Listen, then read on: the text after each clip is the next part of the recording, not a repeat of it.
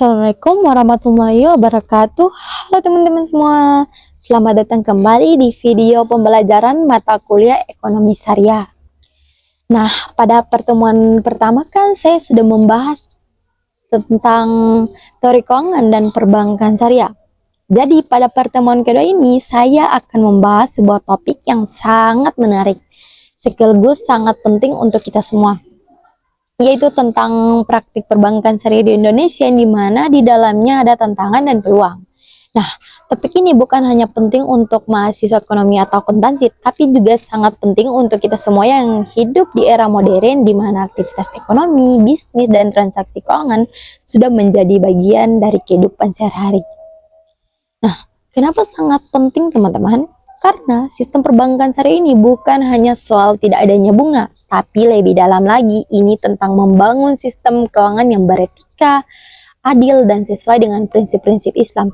Di dalamnya terkandung nilai kejujuran, tanggung jawab, tolong-menolong, serta keseimbangan di antara kepentingan individu dan sosial. Jadi teman-teman, mari kita bahas satu persatu. Yang pertama ada konsep dasar perbankan syariah. Sebelum kita bicara tentang praktiknya, kita perlu paham dulu apa sih sebenarnya yang dimaksud dengan perbankan syariah. Secara sederhana, perbankan syariah adalah lembaga keuangan yang menjalankan kegiatan usahanya berdasarkan prinsip-prinsip syariah Islam. Artinya, setiap produk dan transaksi yang dilakukan harus bebas dari unsur riba, gharar, dan maisir. Nah, di dalam sistem keuangan Islam, uang itu tidak diperlakukan sebagai komoditas yang bisa diperjualbelikan, melainkan sebagai alat tukar dan alat ukur nilai. Uang baru saja punya makna ekonomi kalau digunakan untuk kegiatan produktif, misalnya perdagangan, investasi, atau produksi barang dan jasa. Oleh karena itu, konsep dasar perbankan syariah adalah bagi hasil dan berbagi risiko. Nah, kalau di bank konvensional orang menabung untuk dapat bunga tetap, maka di bank syariah nasabah ikut menanggung untung dan rugi sesuai hasil usaha. Misalnya akad mudharabah, di mana nasabah memberikan modal dan bank yang mengelola. Kalau usaha untung, hasilnya dibagi sesuai kesepakatan. Kalau rugi karena risiko bisnis, maka nasabah juga menanggung. Yang kedua ada akad musyarakah, yaitu kerjasama modal antara nasabah dan bank. Dua-duanya ikut ambil risiko dan keuntungan. Selain dua akad itu, ada juga murabahah, ijarah, istihna, dan wadiyah. Setiap akad punya tujuan dan ketentuan sendiri, tapi semua harus berprinsip pada keadilan dan transparansi. Konsep lainnya yang penting adalah maqasid syariah, yaitu tujuan-tujuan hukum Islam yang menjaga 5 hal utama. Yang pertama, agama. Yang kedua, jiwa. Yang ketiga, akal. Keempat, keturunan. Dan yang terakhir, ada harta. Jadi sistem perbankan syariah bukan hanya soal halal haram transaksi, tapi juga tentang bagaimana keuangan bisa menjadi alat untuk menjaga martabat manusia dan memperkuat keadilan sosial. Nah, kita masuk ke pembahasan kedua, yaitu sejarah dan perkembangan perbankan syariah di Indonesia.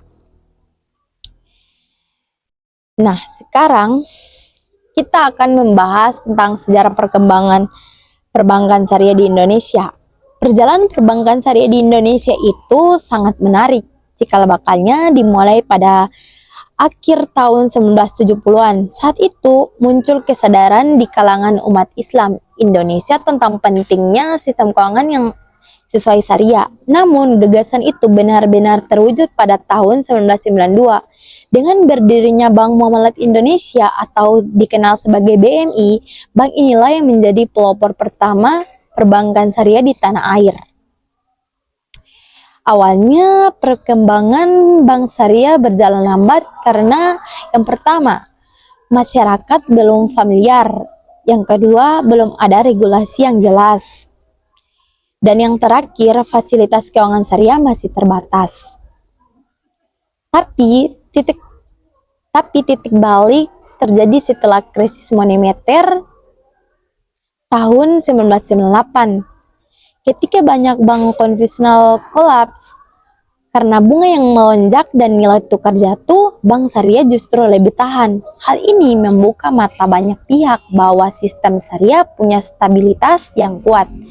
Setelah itu, pemerintah mulai serius memberi dukungan. Terbitlah Undang-Undang Nomor 21 tahun 2008 tentang perbankan syariah yang memberi landasan hukum yang kuat. Kemudian, Otoritas Jasa Keuangan atau dikenal sebagai OJK dan Dewan Syariah Nasional atau dikenal sebagai DSN MUI dibentuk untuk mengawasi dan menjamin kesesuaian syariahnya. Lalu pada tahun 2021, pemerintah mengambil langkah strategis dengan menggabungkan 3 bank syariah BUMN, yaitu Bank Syariah Mandiri, BNI Syariah, dan BRI Syariah, menjadi satu entitas besar bernama Bank Syariah Indonesia yang dikenal sebagai BSI. Nah, penggabungan ini menjadi BSI masuk daftar 10 besar bank terbesar di Indonesia. Bahkan, kini BSI sudah memiliki lebih dari 1.000 cabang di seluruh Indonesia dan terus ekspansi ke luar negeri. Kalau kita lihat data OJK terbaru, pangsa pasar perbankan syariah sudah mencapai lebih dari 7,5% dari total aset perbankan syariah dan terus meningkat dari tahun ke tahun. Artinya kesadaran masyarakat terhadap sistem keuangan Islam makin tumbuh. Kita masuk ke pembahasan ketiga, yaitu praktik perbankan syariah dalam kehidupan nyata. Nah teman-teman, sekarang kita bahas gimana sih praktik lapangannya. Kalau kita datang ke bank syariah, sebenarnya secara tampilan hampir sama dengan bank konvensional. Ada teller customer service, kartu ATM, mobil banking, semuanya lengkap, tapi bedanya pada akad dan pengelola dananya. Yang pertama ada penghimpunan dana. Bank syariah menghimpun dana masyarakat lewat produk tabungan wadiah, tabungan mudharabah, dan deposito mudharabah. Yang kedua ada penyaluran dana. Dana yang terkumpul disalurkan ke sektor-sektor produktif melalui berbagai akad seperti murabahah untuk pembiayaan rumah atau kendaraan, musyarakah untuk kerjasama antara bisnis, ijarah untuk pembiayaan sewa alat produksi, dan qadarul hasan sebagai pinjaman tanpa bunga untuk keperluan sosial. Contohnya, seorang pedagang ingin memperluas usahanya. Kalau di bank konvensional, dia pinjam uang dan wajib bayar bunga tetap. Maka di bank syariah, dia bisa ambil pembiayaan musyarakah, bank ikut menanam modal, dan hasil usaha nanti dibagi sesuai kesepakatan. Selain itu, bank syariah juga ikut mengelola zakat, infak, sedekah, dan wakaf produktif. Inilah yang membedakan ada aspek spiritual dan sosial yang melekat di dalamnya. Nah, sekarang banyak juga produk digital syariah seperti BSI Mobile, Link Aja Syariah, Amanah Vintage, dan Etis Indonesia yang membantu pembiayaan halal melalui teknologi. Jadi sistemnya makin modern tapi tetap sesuai syariat. Kita masuk ke pembahasan keempat, yaitu peran dan manfaat perbankan syariah dalam ekonomi nasional. Nah teman-teman, kita akan membahas peran dan manfaat perbankan syariah dalam ekonomi nasional. Bagian ini sangat penting karena dari sinilah kita bisa melihat bagaimana sistem keuangan Islam berkontribusi nyata dan membangun perekonomian Indonesia. Jadi, perbankan syariah bukan hanya tempat menyimpan uang atau mengambil pembiayaan, tapi juga punya peran besar dalam mewujudkan keadilan, kesejahteraan, dan stabilitas ekonomi yang berlandaskan nilai-nilai Islam. Yang pertama ada mendorong keadilan ekonomi dan pemerataan pendapatan.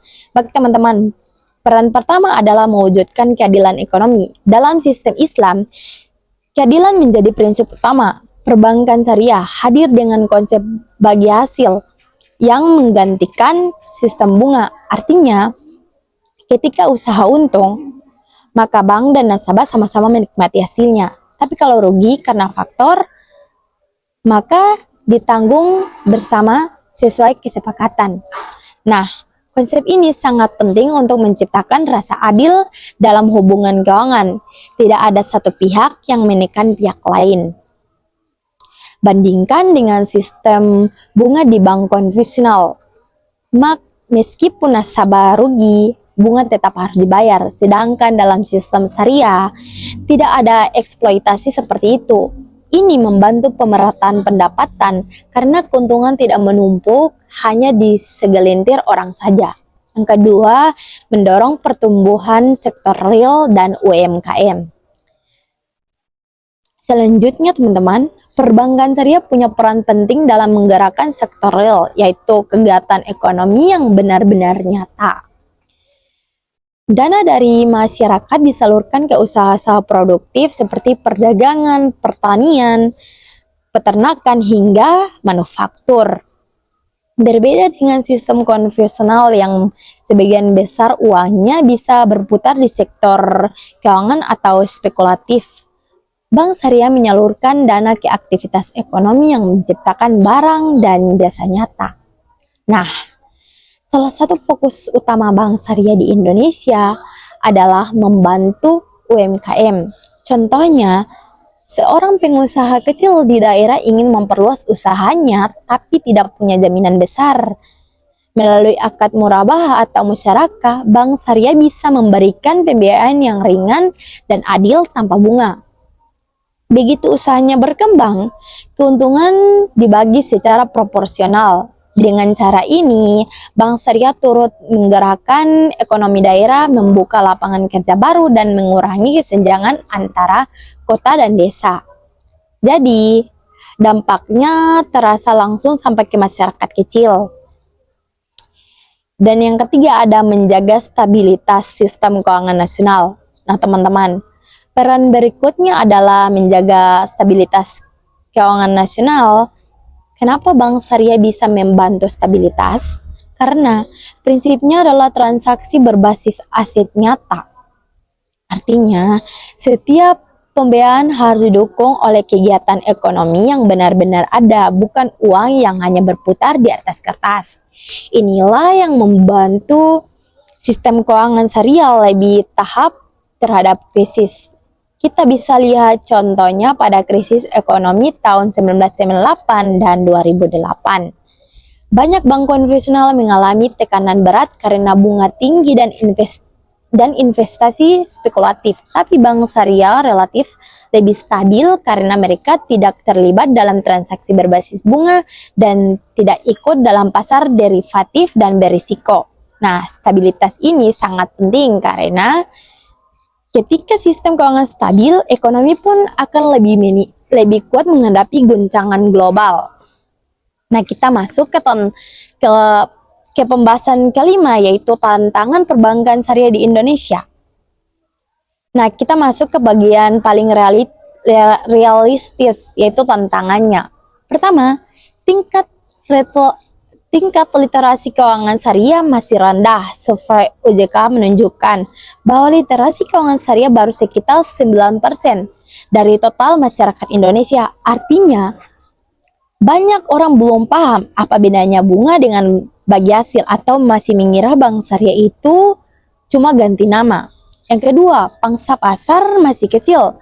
Walaupun tumbuh cepat, tapi asetnya baru sekitar 8% dari total perbankan nasional. Artinya, potensi masih besar, tapi butuh strategi yang lebih agresif. Yang ketiga, ada inovasi digital belum optimal.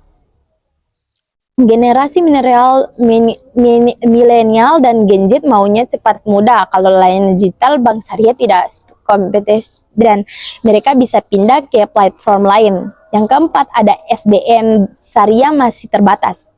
Kita butuh tenaga profesional yang paham dua kali sekaligus, ilmu syariah dan ilmu keuangan modern. Karena itu, universitas dan lembaga sertifikasi harus memperkuat kurikulum ekonomi syariah. Yang kelima, ada pengawasan dan harmonisasi regulasi. Masih ada perbedaan fatwa antara lembaga, sehingga terkadang menimbulkan kebingungan Perlu sinergi yang lebih kuat antara DSN, MUI, OJK, dan BI agar semua standar seragam. Dan terakhir, tantangan globalisasi di era digital. Persaingan bukan hanya antara bank syariah di dalam negeri, tapi juga dengan lembaga keuangan internasional.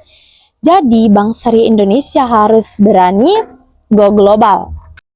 Nah, teman-teman, dari semua pembahasan tadi, kita bisa simpulkan bahwa perbankan syariah di Indonesia bukan hanya sistem keuangan alternatif, tapi juga gerakan moral dan sosial untuk membangun ekonomi yang lebih adil dan berkelanjutan. Tantangannya masih banyak, mulai dari edukasi, teknologi, hingga SDM. Tapi peluangnya jauh lebih besar, karena masyarakat kita haus akan sistem yang jujur, transparan, dan penuh nilai. Maka tugas kita sebagai generasi muda, calon ekonomi, dan calon pemimpin adalah menjadi bagian dari perubahan itu. Belajar, paham, dan mengamalkan prinsip keuangan syariah agar ekonomi Indonesia tidak hanya kuat secara angka, tapi juga berkah dan bermanfaat bagi kita semua. Terima kasih teman-teman sudah menyimak sampai akhir. Semoga penjelasan ini bermanfaat dan bisa menjadi inspirasi untuk kita semua. Itu saja yang dapat saya sampaikan. Wassalamualaikum warahmatullahi wabarakatuh.